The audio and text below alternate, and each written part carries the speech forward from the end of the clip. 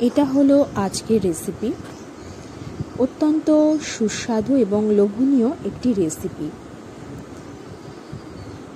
Hello friends, আমি জলি। আমার kitchen জলিস কুকবুকে আপনাদের সবাইকে স্বাগত। এখানে আমি নিয়ে নিয়েছি বেশ খানিকটা পরিমাণ আলুগুলোকে ছোট ছোট টুকরো করে খুব ভালোভাবে জলে ধুয়ে নিয়েছি। দেখুন, ঠিক এরকম টুকরো করতে হবে। কড়াইতে দিয়ে দিচ্ছি বেশ খানিকটা পরিমাণ সর্ষের তেল। তেল ভালোভাবে গরম হয়ে গেলে দিয়ে দেব কালো জিরে। এরপর টুকরো করে রাখা আলু এতে দিয়ে দেব। খুব ভালোভাবে নেড়ে নেব। আলু বেশ কিছুক্ষণ ভাজা হয়ে গেলে দিয়ে দেব পরিমাণ মতো নুন। আবারও খুব ভালোভাবে মিশিয়ে নেব।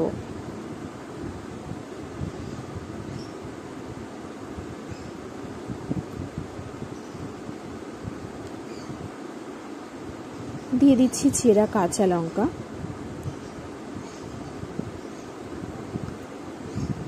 বেশ কিছুক্ষণ ভেজে নেওয়া হয়ে গেলে দিয়ে দিলাম গ্রেট করে রাখা আদা এবং ছোট ছোট টুকরো করে রাখা টমেটো। সব কিছু খুব ভালোভাবে মিশিয়ে নেব। আলু এবং টমেটো খুব ভালোভাবে ভেজে নিতে হবে।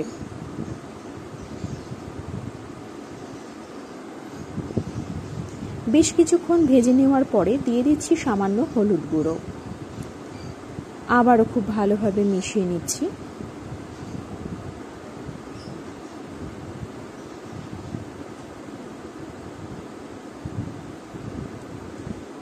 এরপরেতে দিয়ে দেব সবজি মশলা।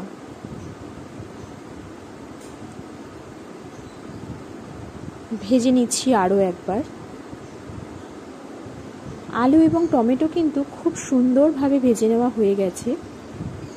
আলু খুব ভালো সেদ্ধও হয়ে গেছে। দিয়ে দিচ্ছি সামান্য জল। অবশ্যই উষ্ণ জলের ব্যবহার করতে হবে। আমি যেহেতু এটা একদমই শুকনো রাখবো, তাই এতে খুব বেশি জলের ব্যবহার করব না, একদমই ড্রাই রাখবো।